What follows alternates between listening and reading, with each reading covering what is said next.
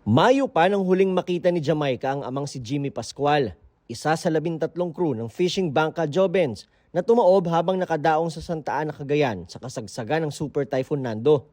Ang kanilang huling pagkikita, tila isa aniyang pahiwatig sa kahihinat na ng ama.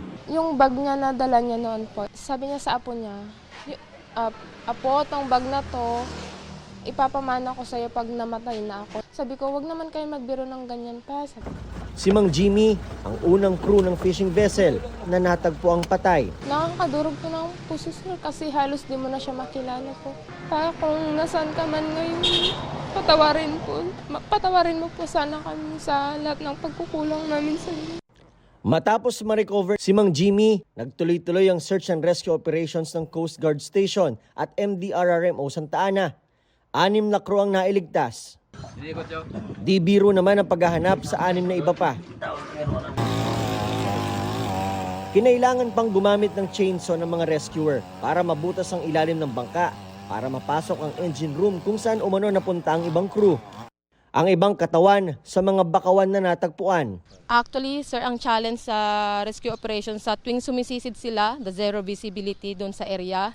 And then, pag dito po kasi sa bakawan, yung mga cadavers po kasi natin, napapasa ilalim sila sa bakawan. So, pag nakuha na yung mga katawan, halos lasog-lasog na rin po sila.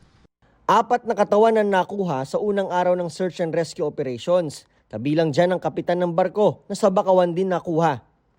Kinailangan lang itigil ang paghahanap alas 8 kagabi matapos sumama ang lagay ng panahon. Hindi po ganun kaganda yung, siyempre paggabi po mahirap po ang paghahanap po. Lalo po at nandyan po sa ang ano po natin ay limited din po yung ating mga gamit.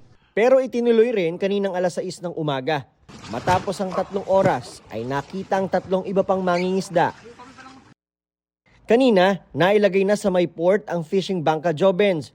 Sa tindi ng pinsala, tila hindi na ito mapapakinabangan.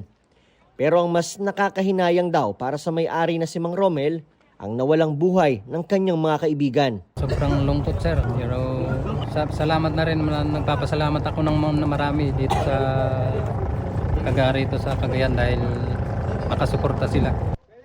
Sa ngayon, inaayos na mga katawan ng mga namatay para maiuwi sa kanilang pamilya sa probinsya.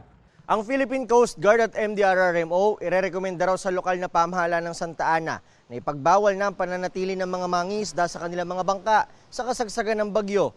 Iyan ay para maiwasan na ang ganitong mga trahedya. Mula rito sa Santa Ana, Cagayan, para sa GMA Integrated News, ako si Nico Wahe, nakatutok 24 oras.